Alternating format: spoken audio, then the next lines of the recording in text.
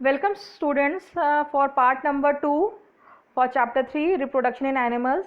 Students, in my last lecture I have ended about till oviparous and viviparous animals. Furthermore, we will be discussing in this part of the video. So students, we have human reproductive system. Human beings reproduce through sexual reproduction. They are unisexual, that is they are either male or female. Male will bear male reproductive organs, female will bear female reproductive organs, and these are present on the separate individuals. Male individuals or men have male reproductive organs, and female individual or women have their female reproductive organs. Men and women have external differences also, which is considered to be as secondary sexual characters, like presence of mustaches and beard, which is seen in the males, and this is a secondary sexual character which is seen in the body of the male, and this help us to identify that it is a male or a female, and these characters are called as secondary sexual characters. Let's discuss about the male reproductive organ which is present in the males. The reproductive system consists of the following organs. Let's discuss that. Males have a pair of testes. They are 2 in number, oval in shape, and they lie within the scrotum, which is in the abdominal cavity. Each testis has a number of coiled tubes, and the function of these testes is to produce sperms. You can see in this slide of the video. Testes, a pair of testes, it is present in the abdominal cavity in a sac-like structure called as scrotum, and there is a coiled tube-like structure which is called as epididymis, and both these testes and epididymis is present in close proximity in the scrotum, which is a sac-like structure hanging outside the body of males.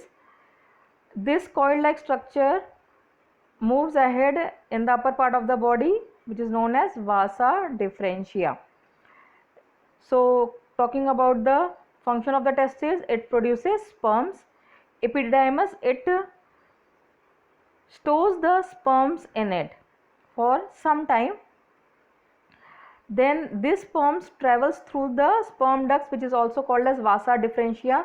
Since there are 2 testes, so we will be, or the males will be having 2 vasa differentia, and singularly in singular we call as vas differens. So this vas differens travels upwards, and it is a passage for movement of the sperms. The sperms leaves each testis through sperm ducts called vasa differens. As the sperm pass through the vasa differens, several fluid gets secreted inside the tube by different glands. So there are some glands also. You can see the glands. Prostate glands is there, marked in a seminal vesicle is there, and there is one more gland which is present in the there, that is Cowper's gland. You can see in the previous slide. So seminal vesicle, prostate gland, and Cowper gland, this is very much clear in this picture.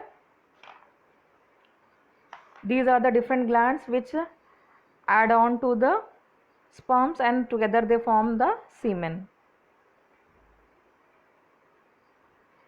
Then there is a median tube like structure called as urethra, a very important one. It is a median tube like structure that extends through the penis and opens at the tip. This serves as a passage for both urine and sperm. Then a muscular and erectile organ which is used to deliver sperm into the vagina of the female for fertilization is called as penis. It is a muscular organ.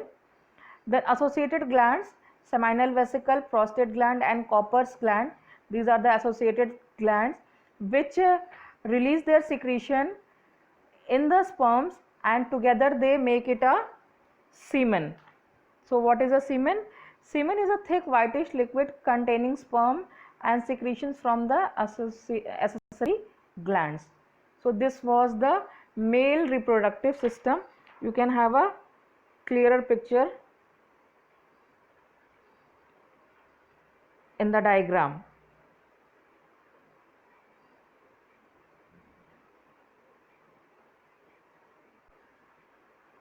So after male reproductive organs, let's discuss about female reproductive organs which is found in females. The reproductive system consists of a pair of ovaries, again two ovaries, left ovary and right ovary, a pair of oviducts which are also called as fallopian tubes, uterus and vagina.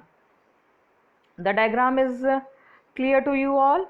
There are pair of ovaries open into a funnel shaped structure called as fimbriae, and which extend into fallopian tube. Fallopian tube gets widened in the form of uterus, a muscular bag like structure which has very thick walls and which opens into vagina. So let's discuss ovaries. A pair of ovaries is situated in the abdominal cavity. Only one ovum or egg is released every month by either of the two ovaries. So we have two ovaries, so only one ovary will be functional per month. Both the ovaries will not release the ova, only a single egg will be released by either of the ovaries. If left is releasing, right will not release, right is releasing, left will not release, and this happens alternatively every month.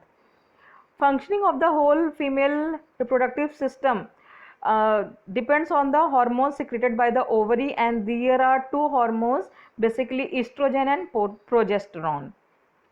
Oviducts or fallopian tubes, these are funnel shaped coiled muscular tubes which joins the uterus and the ovaries.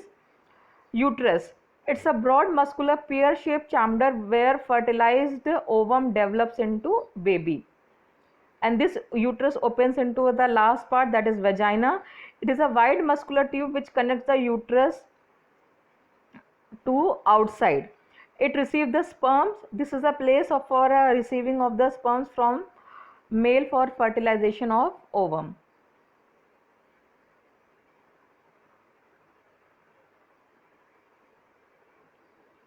So we have discussed about the ovary. Ovary releases one egg per month, and this process is called as ovulation.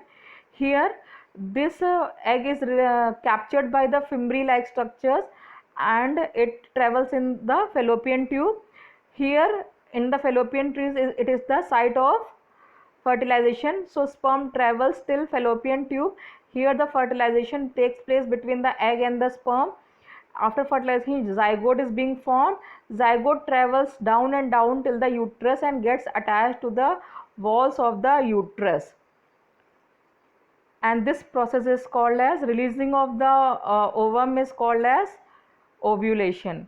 Students, furthermore I will be discussing in my next video.